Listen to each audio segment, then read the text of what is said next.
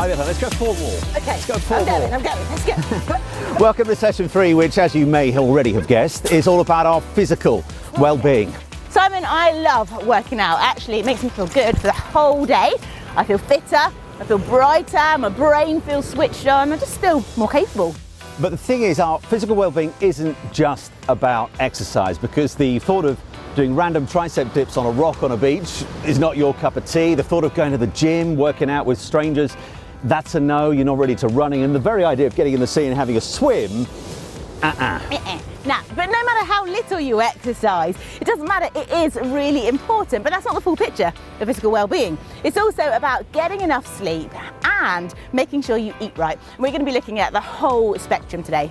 And the thing is, we both love exercise and we know what it does for us, but I don't know about you, I'm looking forward to what else we're going to learn on this whole area throughout this session. And you're heading up north, aren't you? Yes, I am. I'm going to Wolverhampton. I'm going to stay here and just do a little bit more if you don't mind. Do that. Yeah. And I'm going to speak to Steve Uppel, who's going to tell us a little bit more about physical well-being and how to make steps to improve it. Simon, I'll see you later. Thank you. Come on, Thomas. All right, I'm off. Let's really keep going. Here we go. At least another 100 here. I'm trying to run really slowly.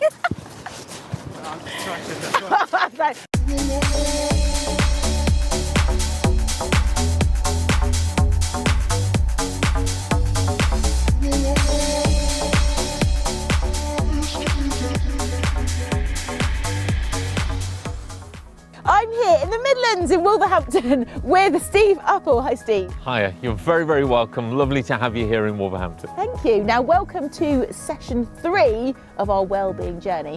Why don't you tell everyone a little bit about yourself? Steve Uppel, married to Esther, 23 years. We have 4 children. The oldest child is married, just over a year. And I lead a church in Wolverhampton and a growing family of churches around the UK and beyond. Wow. Now, our session today is all about physical well-being. So why is physical well-being so important? Oh, it is massively important, and it's quite a personal thing to me because there was a time my physical well-being wasn't very well. If that makes sense. I was out of shape, I was out of control. I was actually 5 stone heavier than I am now, and suffering all kinds of things, lack of energy, disturbed sleep, my breathing wasn't very good. My skin wasn't very good, my eyes were constantly flared up, and all of it due to my health. And so went on a journey of losing the weight, of getting healthier, and I'm reminded of a scripture that really impacted me back then. It was 1 Timothy 4, and Paul, the older man, telling the younger man, Timothy, that there is benefit or profit in physical well-being. He then went on to say that there's even more profit in spiritual well-being, but actually he was telling him it is good to look after your body. So that's impacted me, that building some discipline in looking after this body is an important thing for me to do. So I lost the weight by doing exercise, still doing that exercise, still gymming, still training, and my wife doing that with me as well. So that's amazing, but it's not just about the physical exercise, is it? I suppose it's your sleep and nutrition as well. All of it plays into it. It's very, very holistic. You can't just kind of say, I'm going to look after this bit. And sleep patterns are very, very important. I had bad sleep patterns about 20 years ago. Going to bed really late at night, recovering that back has been really important to me. Nutrition is massive. I remember hearing a famous actor say this, that 20% of what he does is in the gym, 80% is the nutrition. So actually diet is far more important than most people realize. And I think for ourselves, eating mostly kind of live food, less processed stuff, things that are living, fruits and vegetables and stuff like that has been really important. Quite a transition because I lived on fast food, I lived on fizzy drinks. Wow. Transitioning out of that was a little bit of a hard time. Wow, that's incredible to hear that you've really come so far. But why are our bodies important to God? I think as you asked me that question, I'm reminded of the Apostle Paul again in Corinthians saying to the church there, don't you know that your bodies are a temple of the living God and that the Holy Spirit lives in them? So as a follower of Christ, I believe that. I believe that God lives in me. I guess another analogy for me is this body is a gift from God, and I see it as a vehicle. It's a vehicle to get me through life. It helps me to fulfill my destiny. It takes me from year 0 in my life right the way to the end of my journey. How will I look after the vehicle that's carrying me through? Will I care for it? Will I put the right fuel in it? Will I make sure it gets the rest it needs? I don't want to be having the hood or the bonnet on the car up all the time trying to take care of it. I want to make sure I look after it so that it can do its job well. I don't know if that makes sense. And I wouldn't want the vehicle to break down. No, of course. So if it breaks down and it's out of service, that impacts what I'm supposed to do. Yeah. I know some of that is inevitable. Stuff happens in life, but wherever I can, I want to take as good care of it that I can as well. Yeah, and like you're saying, you know, this, like a car, there's so many parts of it. And from your experience, how have you found that physical well-being is linked to your emotional and spiritual well-being? Yeah, I probably didn't make the connection early on, but I started to realise the more. So if I'm living with some stressful situation at work or dealing with stuff that's kind of really getting me thinking, getting into the gym, doing some physical exercise has been a really good way just for the mind to calm down, the emotions to calm down. It provides thinking time. So whether it's running, walking, or gymming, I normally leave far more peaceful, far more at rest. And I didn't make that connection early on, but I started to realize it's impacting other areas of my life. So I absolutely agree. You don't just separate the physical exercise. It has a direct impact on mental health and on emotional health as well. I'm not an expert in that. That's my life experience, that I've seen it impact it in my own life. So we're all in different places, but how would we get started on this journey, or just moving further in the direction we want to go? I understand that. It can be really overwhelming. So we've touched it briefly: nutrition, sleep, physical exercise, and you're like, whoa, where do I start? I often say to people, small steps in the right direction over a long period of time have huge benefits to our lives. And my suggestion to people would be to make one change a month. So maybe we say, this coming month, for 30 days now, you're going to cut out fizzy drink. And then the next month, you're going to build another habit in. Maybe you're going to walk 20 minutes a day. You keep doing the first habit while embracing the new one, but you're only changing one thing every month. Yep. By the end of a year, you would have seen phenomenal change. You'll be a new person, but you only did it gradually. Yeah. So for me, you know, sort of on my own journey, what would you recommend for me? What kind of change could I make? Oh, there'll be so many things. Start walking. I could say, if you're at home and you want to do exercise at home, you can do star jumps and sit-ups and loads of stuff. But even just starting to stretch is a great idea. Stretching out our body, you know, just making sure it's ready for the exercise so it gets a good stretch. Stretching, I like that.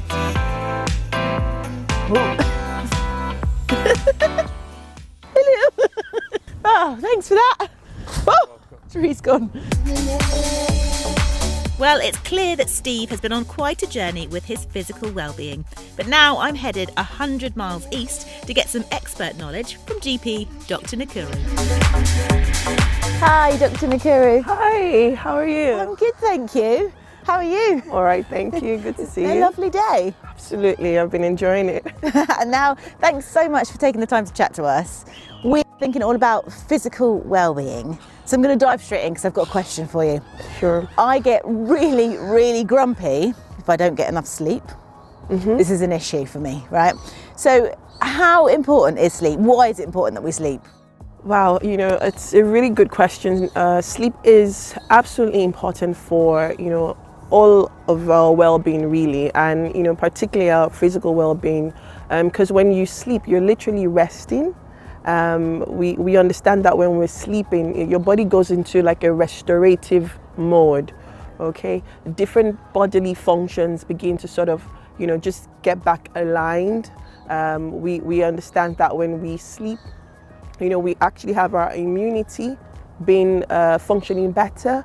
We're able to concentrate better. We're able to function better, whatever we're doing. We just, you know, we generally have our strength restored. So if I'm not able to get to sleep, or if I'm waking up, why might that be? You know, there are many reasons why that might be. It could be a couple of things that you might be doing wrong in terms of your habits. Okay, we find that sometimes people might be like using their computers or their phones, or things that cause a lot, you know, that present a lot of flashing lights. Okay.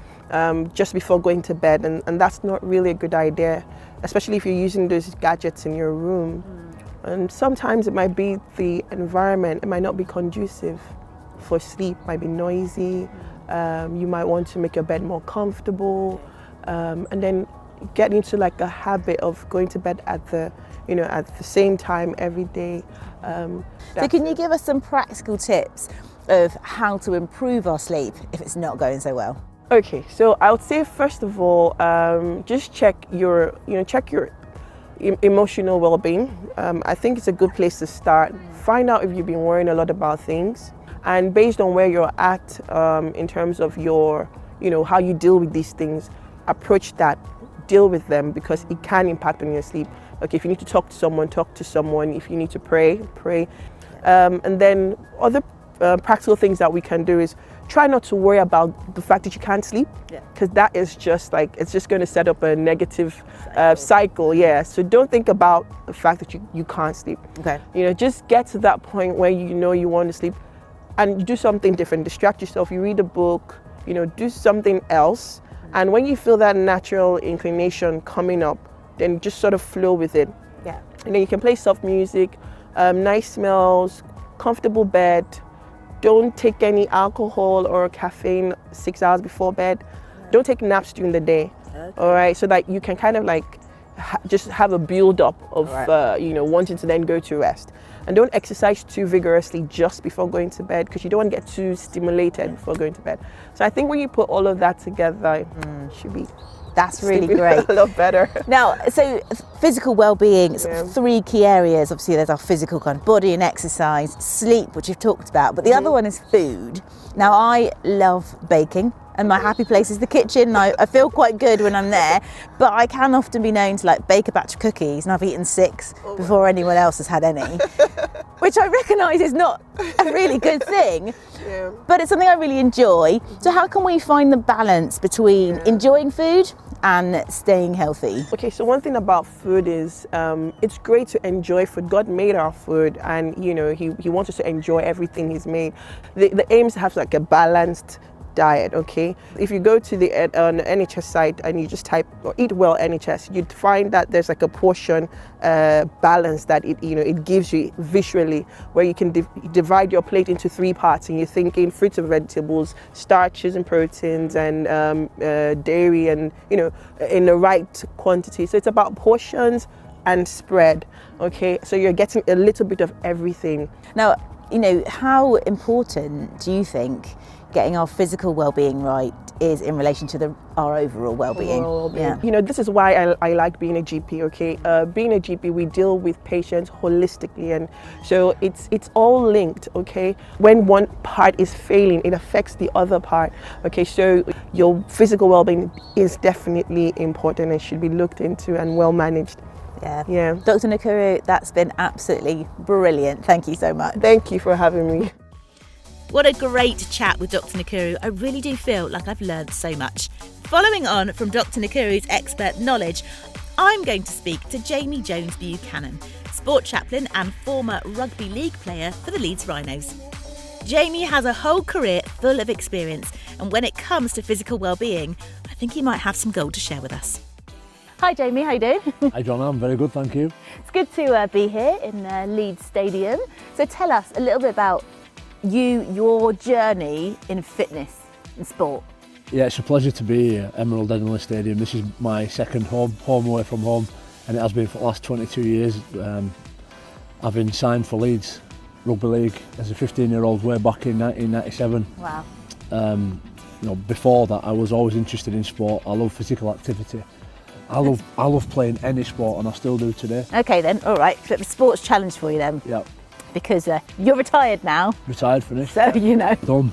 Just want to check that you're still on peak of fitness. Yeah, I'm up for anything. I've always taken the mentality a little bit like the emergency services, like to just be ready for anything. So be ready for anything. All right then, this is what we're going to do. Up on your feet. Come on, Jamie. Let's go. So we're going to talk about being physically fit, staying fit, and what do you do if you want to get back onto your peak of fitness? You've fallen off a little bit, like you, maybe, there's a fair few things to consider. The first thing I'd think about is my weight, and I know that I'm on a bit of a mission to get down to 90 kilograms. I've never been 90 kilograms as an adult. I've always been around 98, 100. That's because I have to play this brutal game. Oh, knees up, knees up, knees up. That's it, come on, faster, faster, faster. There you go. Nice, I'll let you have a little breather. So now, for somebody like me, if I'm finding my physical fitness is going a little bit awry, what do I need to do? Just give me a tip, give me a top tip. Look at your diet. Look at my diet. Yeah, I think so.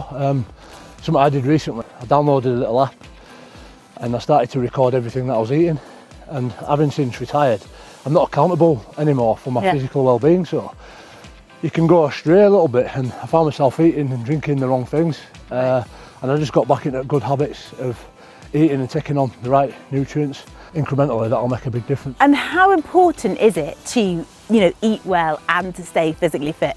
So physically, I think it's always good. I've got 4 young boys and I want to be a great dad.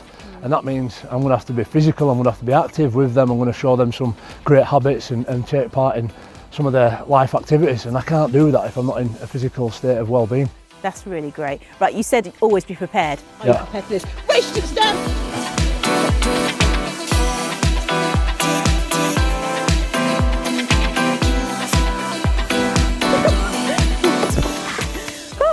Now, I heard you go running with your wife in the mornings. That's amazing. Tell us about that. So every Monday, Wednesday, Friday, we get up about 5:30. We have about an hour and 15 minutes worth of running together. We set ourselves the goal of getting 300 miles in 40 runs, wow. Which means we get up, we do our running, we measure it on our watch or our trackers, our phones, and we measure it over the course of those 40 runs on Strava. And then obviously that's like a bit of a social media type network as well, so you can see what other people are doing. So it's really meeting almost 3 needs, because you've got physical well-being that you're addressing, your relational well-being with your wife, and your own personal mental well-being. That's right, yeah. It's amazing. Absolutely. Yeah, absolutely. I so agree. Now, Jamie, it's been so good chatting to you, but can you give us just some top tips about getting our physical well-being on track? There are a lot of free apps out there now, I think, that track your exercise, and I think it's very gratifying to see your progress mean something, to gain points on how many steps you're taking. So make yourself accountable to an app, try and measure that and see where you're at, because whether it goes up or down, as long as you're aware, you can make adjustments to your daily routine. The second thing I'd say as well is to be accountable. My accountability comes through friends and my wife and even my children, competing with them. So have people around that create an enjoyment and an environment in which you can thrive. Yeah, that's amazing. Thank you so much for chatting to us. Always. Now, I think I'm probably going to give you some more challenges on the pitch, because, physical fitness needs to go up a little bit, doesn't it, Jamie? I'll do my best.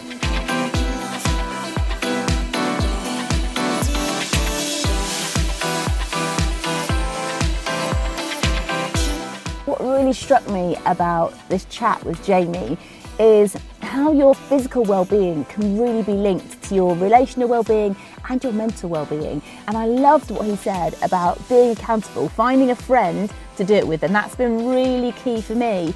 When I go running, I'm so not motivated if I'm on my own, but if I've got a friend, I'll definitely go. That was amazing. Be accountable. Right, I'm headed back to the studio to see Simon. I've been lucky enough to have had jobs in the past that have taken me to some simply amazing places, and I'm really, really grateful for this. I've been lucky enough to see some simply stunning spots around the world, and as a person who has a faith in God, I see these very much as places He's created.